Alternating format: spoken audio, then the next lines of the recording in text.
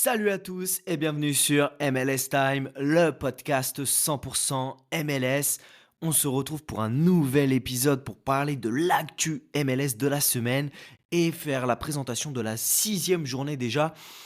Quelque chose que j'avais oublié la semaine dernière, alors c'est qu'il y a un changement qui va arriver en USL. Vous savez, il y a la MLS et il y a une autre div professionnelle qui est l'USL dont on avait parlé dans un des épisodes avec Antoine Latran lorsqu'il était venu. Eh bien, l'USL est actuellement un système fermé, une ligue fermée comme on a en MLS. Et à partir de la saison 2027-2028, ce sera la première ligue sportive professionnelle aux États-Unis à adopter un système comme il y a en Europe et partout dans le monde avec une promotion, relégation, un énorme changement donc pour un système américain. Je suis pas sûr qu'on le voit tout de suite en MLS puisque mine de rien, c'est quelque chose qui garantit de la sérénité aux investisseurs. Et j'ai du mal à le voir arriver en MLS, en tout cas à court terme, peut-être à plus long terme quand il y aura plus d'équipes, mais je ne pense pas que c'est quelque chose qui va apparaître en MLS à court terme. Eh bien écoutez, sans plus attendre, on va aller tout de suite sur l'actu MLS de la semaine qui a été assez chargée pour certains clubs. C'est parti.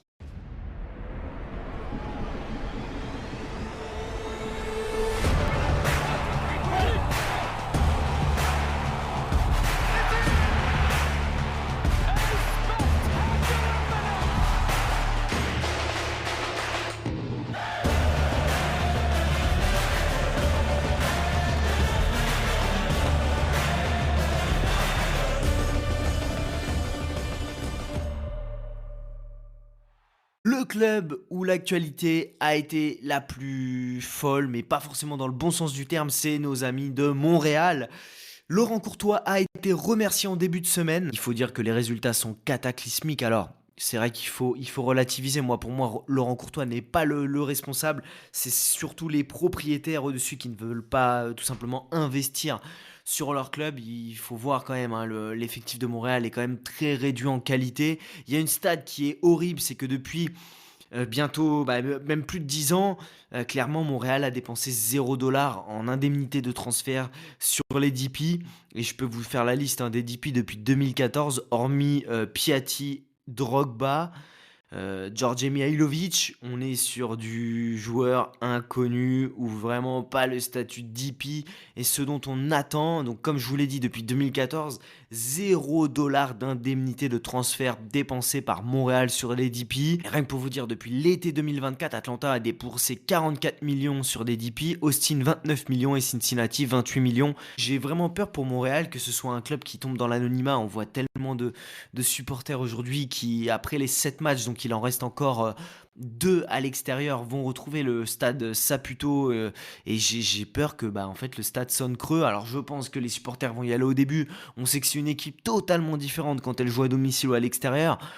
Mais ça fait vraiment peur et quand on voit les dernières infos, alors aujourd'hui Morel, on est jeudi, va s'entraîner à huis clos et demain aussi, donc on n'aura pas plus d'informations que ce que Maxime Trouman nous a donné hier. Donc Waterman est de retour de sélection canadienne, prêt à jouer. Vrioni, hier, est rentré plus tôt au vestiaire, donc je pense que le joueur n'est encore pas prêt du tout à jouer. Sinchuk a fait une bonne partie de l'entraînement avec ses coéquipiers, mais a coupé un peu avant. Neil a fait tout l'entraînement, ça c'est une bonne nouvelle défensivement pour peut-être l'associer, et je l'espère, avec Campbell. Herbers a travaillé en solitaire une bonne heure. Vilsain, idem. Mais il l'a rejoint après. Et Nathan Saliba est absent. Donc c'est vraiment très peu encourageant, hein. Voilà, vous voyez, les joueurs de qualité, ils sont même pas de retour. Et comme je le dis, pour moi, le principal problème de Montréal aujourd'hui n'est pas le coach qui, mine de rien, les a emmenés en playoff l'année dernière. Il faut pas l'oublier, avec une équipe pour moi qui n'était pas forcément plus forte sur le papier. Donc c'était déjà un miracle.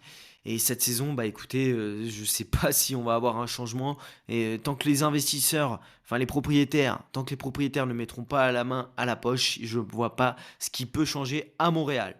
Une équipe où ça se passe beaucoup mieux, c'est LAFC. Alors, il y a eu une semaine très importante. C'était principalement pour Griezmann qui devait rencontrer les dirigeants de l'Atlético Madrid. On rappelle que son contrat va jusqu'en juin 2026. Il aurait avancé apparemment dans les négos avec LAFC, mais il serait disposé également à rester à l'Atlético Madrid.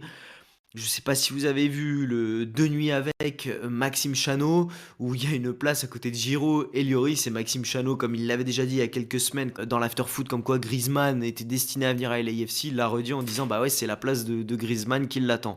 Donc je pense qu'LAFC est certainement le club enclin à recruter Griezmann, mais on va attendre de voir, je pense, dans les semaines à venir, les suites qui vont être données à cette réunion, et peut-être qu'on en saura plus à l'approche de l'été.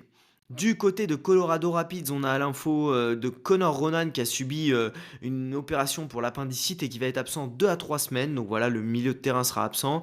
Du côté de Seattle, on a eu une info la semaine dernière, donc Lodero a été célébré lors de son retour avec Houston à Seattle. Il a clairement dit qu'il avait été déçu cet hiver puisqu'il s'attendait à recevoir une offre de Seattle pour revenir et il n'a finalement rien reçu et Seattle ne lui a pas montré d'intérêt. Donc il a dit qu'il était déçu, il était prêt à faire de gros efforts pour revenir. Hier, donc mercredi, on a eu des infos comme quoi Léo Burney, Pedro de la Vega, Jordan Morris s'entraînent tous séparément du groupe et ne seront pas disponibles ce week-end. Kim Ki-hee et Reed Baker-Whiting s'entraînent tous les deux. Et l'info de la semaine, c'est que en plus de tous les blessés, donc Pedro de la Vega, Ariola et Jordan Morris, Seattle serait tout proche de signer Ryan Kent. Pour les joueurs qui jouaient à FUT il y a quelques saisons, c'était le cheat code absolu. Un joueur très percutant, très rapide, et qui a un profil MLS quand même, hein. Il serait en négociation avancée avec Seattle pour signer. On rappelle qu'il est libre depuis son départ de Fenerbahçe et certains suiveurs l'auraient aperçu hier, tout simplement du côté des Sounders. Donc à mon avis, à moins d'une blessure ou quelque chose qui l'empêche de signer après sa visite médicale, Ryan Kent va devenir un joueur des Sounders de Seattle dans les jours, semaines à venir. Du côté de Miami, eh bien, ils ont officialisé également l'arrivée d'Alen Obando. Je vous en parlais il y a quelques semaines. Très jeune joueur suivi par l'Atlético Madrid et pas mal d'autres clubs. Il arrive en prêt avec une option d'achat jusqu'en 2025. Donc voilà, un très gros prospect et ça montre aujourd'hui que la MLS confirme son statut de passerelle avant d'aller en Europe. Des infos sur l'entraînement, donc Messi était de retour à l'entraînement collectif, on ne sait pas trop s'il va être apte à jouer ce week-end. Tadeo Allende, lui par contre est absent, on n'a pas plus d'informations. Également absent, Telasco Segovia, Kremaski, Noah Allen et Santiago Morales, donc qui étaient en sélection, ils sont pour l'instant pas de retour. Chelo Weigand est de retour avec le groupe. Donc voilà un peu les dernières infos qui étaient données hier du côté de l'Inter Miami. Je pense que, alors souvent c'est une équipe où on a pas mal d'infos le jeudi soir et surtout le vendredi en début d'après-midi heure française. Donc à suivre ce qu'on aura sur Messi pour savoir s'il est apte à jouer. On rappelle important que la CONCACAF Champions Cup joue en midweek la semaine prochaine. Donc peut-être qu'ils vont pas risquer de blesser Messi et attendre la semaine prochaine. Du côté de Columbus, on a appris que Steven Moreira était de retour à l'entraînement complet hier mercredi. Rudy Camacho et Nicolas Hagen sont limités à l'entraînement. Donc je pense que c'est pas encore pour ce week-end pour le retour de Camacho qui devrait encore patienter quelques peut-être semaines avant de rejoindre le groupe. Du côté de Vancouver, Jesper Sorensen a partagé l'info comme quoi Tristan Blackmon sera disponible ce week-end. Only Mercato nous a informé qu'il y aurait un intérêt du Panathinaikos, le club grec, pour Pedro Vite, qui serait proche d'un accord de 3 millions d'euros. Vancouver est quand même enclin à éventuellement récupérer une somme sur lui, puisqu'il arrive en fin de contrat à la fin 2025. Donc voilà, à suivre sur Pedro Vite, qui pourrait quitter le club d'ici la fin du Mercato, ou peut-être cet été. Brian White est de retour de sélection et à l'entraînement. Ali Ahmed a eu une journée de récupération en plus, mais devrait être disponible ce week-end. Sam Adekugbe a repris la course légère et le travail en salle. Ryan Go travaille en salle. On rappelle, Ryan Go devrait être encore absent quelques semaines. Et donc voilà les infos pour Vancouver qui vont avoir à se déplacer du côté de Toronto, autre équipe canadienne ce week-end.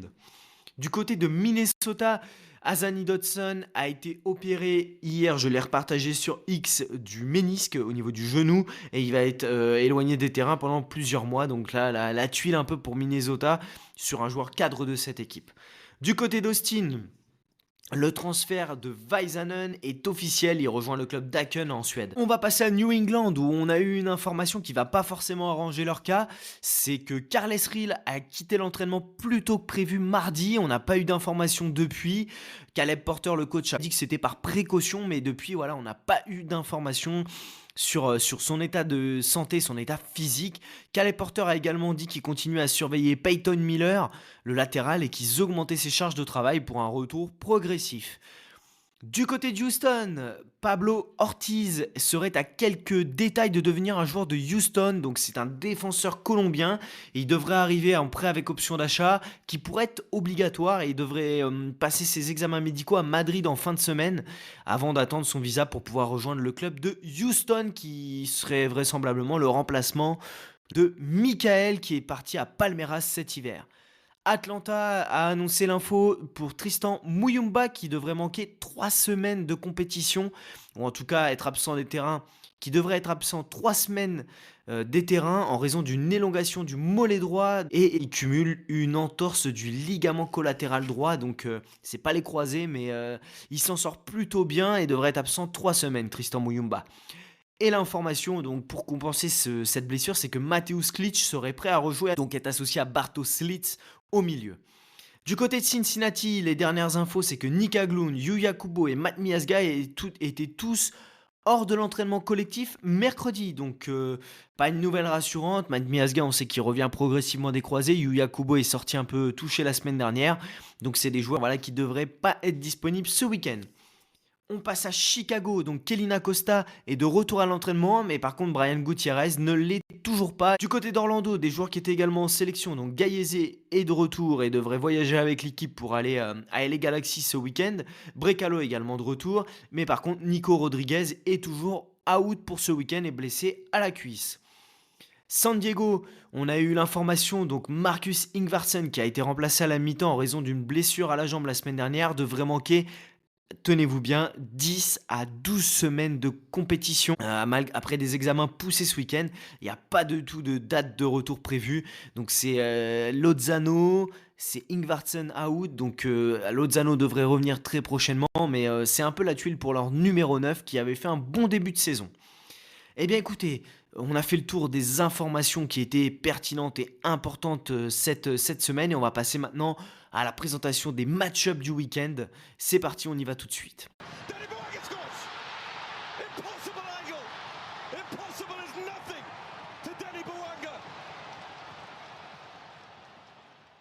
Comme je vous l'ai dit en préambule, attention concernant les matchs de ce week-end puisque la CONCACAF Champions Cup, la Ligue des champions CONCACAF, pour ceux qui ne connaissent pas, joue en midweek prochaine. Donc ça peut être à prendre en compte par rapport à vos choix de fantasy ou également vos paris sportifs du week-end.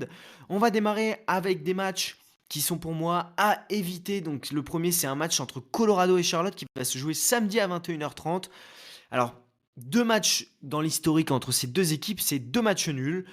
Colorado a mine de rien pris un seul point en 2 matchs à domicile, ce qui leur ressemble pas. C'est quand même une équipe qui joue en altitude, qui est toujours pénible à aller jouer, mais qui montre quand même des limites sur les dernières journées. Ils ont surtout pris 6 buts en 2 réceptions. Donc voilà, c'est une équipe sur laquelle je me pose pas mal de questions. Je pense que la semaine dernière, ils ont fait un non-match, une équipe qui monte de limites malgré sa jeunesse et sa fougue. Charlotte est en feu, mais c'est quand même un déplacement assez compliqué. Je vois quand même Charlotte favori et s'imposer du côté de Colorado, donc avec des joueurs comme Pep Bielsa, Aguiemang qui peuvent être décisifs. Je trouve qu'il y a un peu trop de choix de joueurs décisifs, donc c'est pour ça que c'est un match-up qui n'est pas évident à lire. Je le laisse dans les matchs à éviter, même si je vois Charlotte favori dans ce match, mais je mets le bémol sur le côté altitude, le gros déplacement dans la conférence adverse pour Charlotte. Un match qui va se jouer à minuit et demi, donc dans la nuit de samedi à dimanche, c'est DC qui va recevoir Columbus. Alors, DC à l'extérieur, c'est une équipe qui prend des toises, mais à domicile, c'est jamais facile d'aller gagner là-bas, même pour une équipe comme Columbus, qui a quand même montré des limites contre NYCFC et n'a pas trouvé la faille malgré une ultra domination. Alors, il y a quelque chose qui me permet de relativiser, c'est que Columbus est invaincu depuis 7 matchs contre DC, donc c'est 4 victoires, 3 nuls. Ce qui contrebalance, c'est que DC est invaincu en 3 matchs à domicile cette saison. Donc vous voyez, c'est quand même assez compliqué de lire ce match. À la fois, on sait que Columbus est invaincu depuis 7 matchs, qu'ils ont pris, mine de rien, 4 points sur 6 possibles en 2 déplacements depuis le début de saison. Mais DC est invaincu à domicile.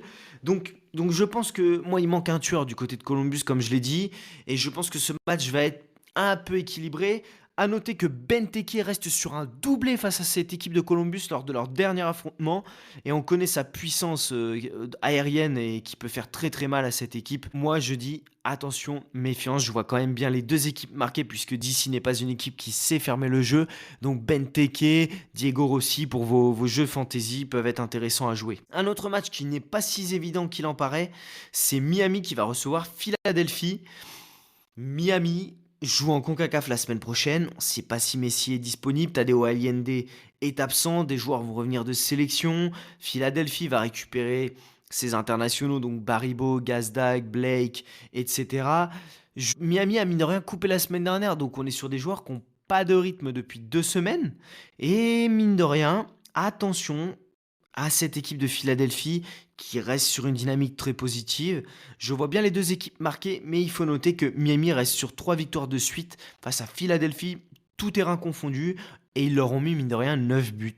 Donc c'est à chaque fois un but des deux équipes, mais Miami leur met 2-3 buts à chaque fois. Donc c'est quand même un match-up intéressant parce que je pense qu'on va avoir deux équipes qui vont être offensives. Miami, de toute façon, c'est une équipe qui encaisse beaucoup de buts. Philadelphie a une force de frappe offensive qui est quand même très intéressante, mais de là à vous sortir une équipe gagnante, sachant qu'il n'y a pas Messi, que ces deux équipes qui ont été touchées par les départs en équipe nationale, je préfère passer mon tour sur ce match-up. On a ensuite un match qui est très illisible pour moi, même si je vois une équipe se dégager, c'est Minnesota qui va recevoir Salt Lake. Alors, je vois Minnesota favori. Clairement, Salt Lake est une équipe qui a du mal, mais qui la semaine dernière a fait un match un peu biaisé puisqu'ils ont pris un rouge au bout de 20 minutes. Mais Minnesota vient de choquer sur 2 matchs. C'est-à-dire que ils menaient 3-0 contre SKC, ils ont fait un nul, et le match dernier, ils ont totalement choqué en dominant. Donc c'est pour ça que je me méfie, je vois quand même Minnesota l'emporter et un joueur comme Yebo à être décisif, mais je n'y mettrai pas la maison. Je vois quand même Minnesota marquer peut-être 2 buts, s'imposer, mais il reste sur 2 contre-performances, donc je tiens à noter ça et à me dire attention, méfiance. Salt Lake va également récupérer Diego Luna, donc c'est pour ça. Je dis méfiance sur ce match qui, certes, est intéressant pour Minnesota, pour moi à domicile, et pourquoi pas garder le clean sheet, mais méfiance, puisqu'ils viennent de choquer sur 2 matchs. Un match qui est pour moi indécis à l'Est, c'est Nashville qui va recevoir Cincinnati. Cincinnati, la semaine dernière, qui s'en est remis à un grand Evander, mais sans ça, il n'y a vraiment pas eu grand-chose. C'est une équipe qui a été très décevante même. Et Nashville est une équipe qui fait le meilleur début de saison de son histoire, qui est très intéressante, qui a une grosse qualité offensive. Donc je pense qu'on peut avoir un but des deux équipes. Cincinnati va récupérer Denki qui va peser offensivement. Mais voilà, je ne me mettrai pas au feu sur un possible gagnant dans ce match. Je pense que les deux équipes peuvent marquer. Tout comme ces deux équipes peuvent faire un match nul 0-0. Donc c'est pour ça que je dis attention, méfiance sur ce match très indécis.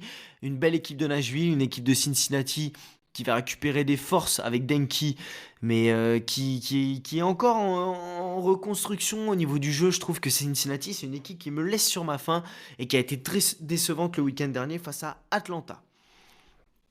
Un autre match très indécis, c'est LA Galaxy qui va recevoir Orlando. Alors, Orlando a quand même pris depuis le début de saison au moins 2 buts sur chacun de ses 2 déplacements. C'est une équipe qui reste sur une belle victoire face à DC à domicile 4-1, qui a un gros rouleau compresseur offensif. Et les Galaxy restent sur un 0/6 à domicile, mais depuis ils se sont déplacés 2 fois. Et ils sont montés en puissance, ils risquent de retrouver Pencil pour un bout du match. Mine de rien, Orlando va traverser tout le pays pour aller se rendre là-bas. Donc, je reste sur mon idée que les Galaxy est favori. Mais attention, ça demande confirmation. Un autre match qui est intéressant, c'est San Diego qui va recevoir LAFC. Donc dans la nuit, tard dans la nuit pour nous en France, de samedi à dimanche à 4h30. LAFC, on va pas se mentir, c'est une équipe qui est ultra solide. Défensivement, ils ont un excellent gardien, Hugo Lloris, un gros milieu de terrain. Ils vont récupérer Denis Bouanga, Olivier Giroud va être de retour. San Diego, ils se sont fait surprendre la semaine dernière par Austin sur 2 balles, comme je l'ai dit dans le débrief, en plein milieu de leur défense. C'est un match quand même assez illisible parce que San Diego, on n'a pas de recul, on n'a pas d'historique entre ces deux équipes. Je vois LAFC favori parce qu'on a des certitudes sur cette équipe. San Diego va retrouver, je pense, Lozano. Donc, Perding Vartsen, retrouver Lozano, Thomas Angel est là. Donc, je ne mettrai pas ma main à couper que c'est un match qui va rester à 0-0, mais avec LAFC, on sait que c'est une équipe qui est pas capable de tenir le clean sheet face à n'importe quel adversaire et qui est capable, avec son rouleau compresseur offensif, de retourner n'importe quelle équipe. Mais attention, il y a la CONCACAF Champions Cup en midweek pour eux. Un autre match-up, c'est San José qui va recevoir Seattle, alors à la même horaire que San Diego LAFC à 4h30 du matin, heure française. C'est une équipe de San José qui commence à montrer des limites, comme je l'ai dit, qui se coupe en deux, qui, lorsqu'ils se prennent des transitions, se font éclater. Ils se cherchent encore défensivement. C'est une équipe qui est encore en difficulté, San José au milieu, qui se fait transpercer. Seattle, mine de rien, reste sur un 0/6 à l'extérieur et 0 but marqué pour 3 encaissés. Donc, qui se cherche encore à l'extérieur, qui est privé de ses attaquants et qui va tomber face à une belle attaque de San José, un Chicho Arango en grande forme. Moi, je vois bien les deux équipes marquer plus de 2,5 buts. Dans les joueurs décisifs, je dirais Chicho Arango et Rusnak, voilà, pour en citer un de chaque côté. Mais pour vous donner un vainqueur, je ne me mouillerai pas tout simplement parce que c'est deux équipes, alors San José qui monte des limites et Seattle qui est quand même privé de pas mal de joueurs et qui doit se rassurer à l'extérieur. Le dernier match indécis pour moi, et celui-ci, c'est Saint-Louis qui va recevoir Austin, match dimanche à 20h15 en Sunday Night Match. Alors, on est sur un Saint-Louis très décevant, mais très solide, qui va recevoir un Austin qui, moi, me laisse sur ma faim, mais qui réalise un excellent début de saison comptablement, mais qui est également très solide. Donc là, c'est un match vraiment entre deux grosses défenses. Ça peut être un match fermé qui fait 0-0, tout comme ça peut être un match fou où tout le monde se réveille. Donc vraiment, wait and see, c'est le match du dimanche soir. Moi, j'irai plus sur les stacks défensifs que offensifs, clairement, sur ce match. Après avoir vu les matchs qui me paraissaient un petit peu complexes à lire, je vais aller sur les matchs qui sont intéressants. Il y en a un, c'est New England qui reçoit Red Bull New York. Je ne le vois pas intéressant pour New England, mais plus pour les Red Bull New York. Les Revs n'ont pas joué la semaine dernière, donc 2 semaines sans match, mine de rien, au niveau du rythme, ça peut être compliqué. Carles Hill est sorti touché de l'entraînement en début de semaine. On n'a pas de nouvelles depuis, ça peut être une grosse perte pour eux. On rappelle que c'est une équipe sur les 4 premiers matchs qui cumule seulement 1,45 de XG. Leur seul but, c'est un CSC de Thiago Martins à New York. Les Red Bull New York, à l'inverse, c'est une équipe très solide qui a tenu 0-0 à Atlanta et qui a perdu seulement 1-0 à Cincinnati. Ce que peu d'équipes vont faire cette saison. Donc je reste convaincu que les Red Bull New York sont favoris. Je les vois marquer au moins 2 buts et l'emporter. Et bien sûr, dans les joueurs décisifs, vous avez Forsberg qui tire tout. Mais attention, il est plus souvent décisif quand même à domicile qu'à l'extérieur. Je pense que le clean sheet peut être intéressant pour les Red Bull New York et une victoire à 2-0 me choquerait pas. Un autre match-up qui est intéressant, c'est Toronto qui va recevoir Vancouver. Ça va se jouer en même temps que New England, Red Bull New York. Les deux matchs se jouent samedi à 19h30 heure française. C'est mine de rien un gros déplacement pour Vancouver, mais qui retrouvera quand même pas mal de joueurs qui étaient en sélection. Il va manquer Ryan Go, mais on va être face à une équipe de Toronto qui est à la rue complet. Fraser ne trouve pas de solution. Ils ont encaissé 12 buts en 5 matchs depuis le début de saison. Et la stat, c'est que Vancouver est invaincu contre Toronto depuis 2020, soit 7 matchs, 5 victoires, 2 matchs nuls. Donc clairement, je vois pas Vancouver aller s'incliner à Toronto. Je les vois bien gagner ou faire match nul. Plus de 1,5 buts, ça doit être sympa. Et je vois bien Brian White qui a quand même marqué 3 buts sur les 5 derniers matchs qu'il a joué face à Toronto. Donc le match-up de Vancouver face à Toronto est intéressant. L'autre match qui va être pas mal, c'est Atlanta qui reçoit New York City à minuit et demi dans la nuit de samedi à dimanche. Atlanta a enchaîné mine de rien les gros, comme je le disais. Donc c'est vrai que leurs résultats sont assez... faut les contrebalancer parce que mine de rien, ils ont joué Miami, Charlotte, Cincy, Red Bull New York. Bon, ils ont joué Montréal au premier match, ils les ont battus. Donc la logique a été respectée. Ils abordent là un calendrier un petit peu plus simple. Ils sortent d'un bon match nul à Cincinnati avec un effectif décimé. NYCFC est quand même, mine de rien, invaincu depuis 3 matchs. Et leur défaite, c'était contre LAFC là-bas. Donc vraiment, ça veut dire qu'ils montent en puissance. Mais dans le jeu, ils ne montent pas grand-chose. Très peu de XG. Ils sont ultra dépendants de Alonso Martinez, leur attaquant. Donc clairement, les 4 dernières confrontations ont donné 4 matchs nuls. But des deux équipes à chaque fois. Et 13 buts au total. Atlanta a du mal à garder le clean sheet. Donc en 17 matchs, on a eu 14 fois le but des deux équipes entre ces deux équipes depuis que les deux équipes existent. Je vois pas le clean sheet tenir d'un côté ou de l'autre.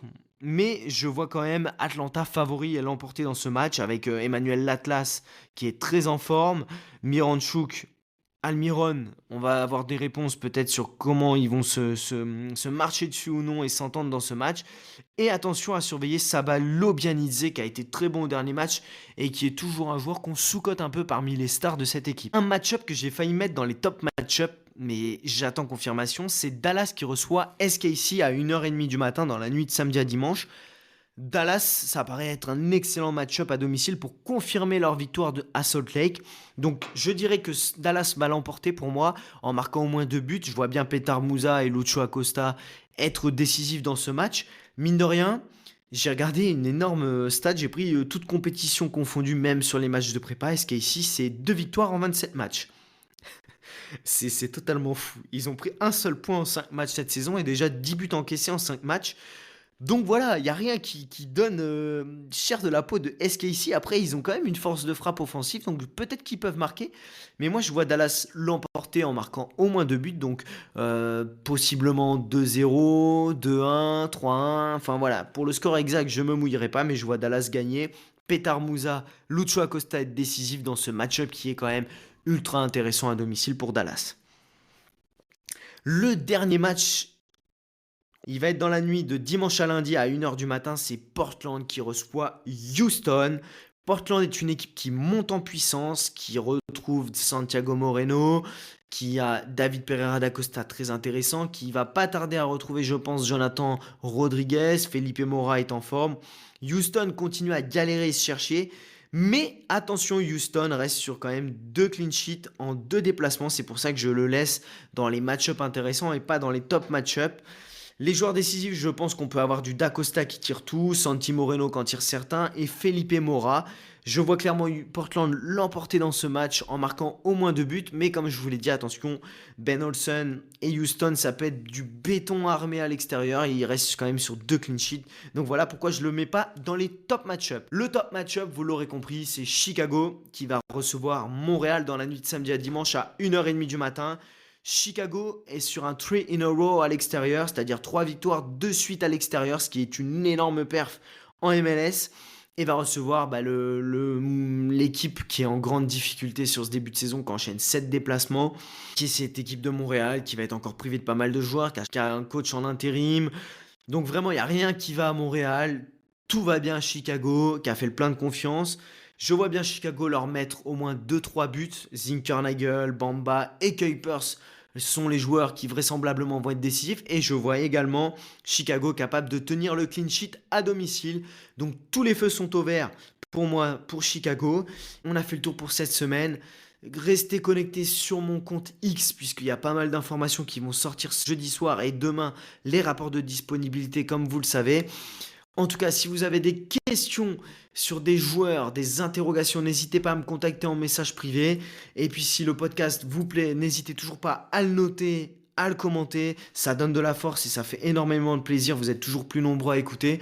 Et puis je vous dis à lundi pour le débrief de cette 6e journée. Et je vous souhaite beaucoup de bonnes choses pour vos paris, pour vos équipes fantasy.